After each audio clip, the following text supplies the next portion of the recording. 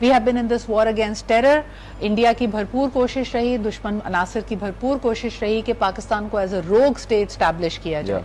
लेकिन इस particular conflict के बाद ना सिर्फ हमने देखा कि पाकिस्तान इंटरनेशनली बड़ा रेलिवेंट हो गया, हमने इंटरनेशनल हेडलाइंस बनाई and for all the right reasons. यानी लोगों ने कहा ये एक न्यूक्लियर स्टेट होने के साथ साथ एक रिस्पॉन्सिबल स्टेट की तरह, इसमें कहीं जिंगोइज्म नजर नहीं आया, इसमें जंगी जुनून नजर नहीं आया।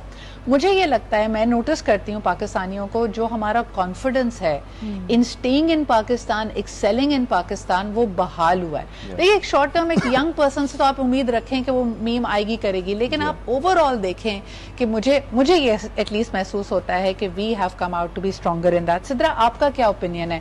आप समझती हैं कि मेरे ख्याल में, बल्कि मुझे लगता है कि जो लोग भटके हुए थे, जिनको लग रहा था कि पाकिस्तान में कोई पोटेंशियल नहीं है और बस मुझे बाहर निकलना है और किसी तरह भी निकलना है, उनकी व्यूज में बड़ी तब्दीली आई है इस कॉन्फ्लिक्ट के बाद। Indeed I would answer this way कि जो है ये एक ब्लेसिंग की तरह हमारे पास आया, जो फ्रस्ट्रेशन का लेवल, जो ब्रेन ड्रेन का लेवल हमने एक्सपीरियंस किया था, जितने लोग मायूस थे, और ये अपॉर्चुनिटी बन के आया कि अब लोग मुस्बत पहलुओं को देखने लगते हैं। देखिए, हुब्बुल वतनी एक सब्जेक्टिव एक एक्सपीरियंस है लोगों का, जो कि कंट्री की टूवर्ड्स होता है। लेकिन हमने अगर मीम्स के जरिए रिजिलियंस शो किया, हमने अपना पावर जो शो किया, मुस्बत एटीट्यूड के साथ, वो बहुत ही overwhelming था। और I don't know, when I have been growing up, I felt very patriotic when I have been listening national songs।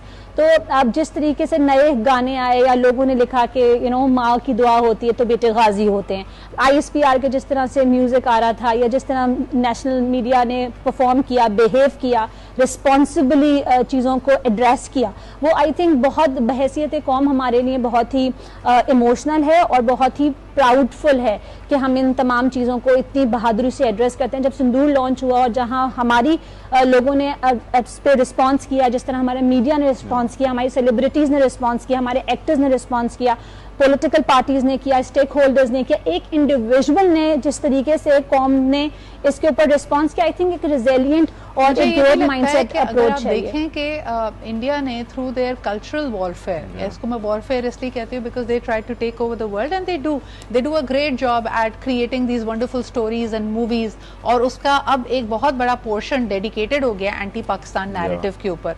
और 90 की दिहाई से हम ये देख रहे हैं कि इसके ऊपर बड़ी कोशिश हो रही है, they are rewriting history, they are presenting a strong narrative, और हमें लगता था कि यार उनके वसाइल के आगे तो हम कहीं स्टैंड ही नहीं करते। But at the same time I think that is where connectivity, internet, social media has played the role of an equalizer, कि हमारी आवाज भी बहुत एक मजबूत आवाज के तौर पे सामने आई है। जब हम देखते हैं कि 24-25 करोड़ की आबादी है, तो यहाँ की यूथ को आप किसी तरह भी इग्नोर नहीं कर सकते। We are going to come back and talk about that एक छोटे से ब्रेक के बाद।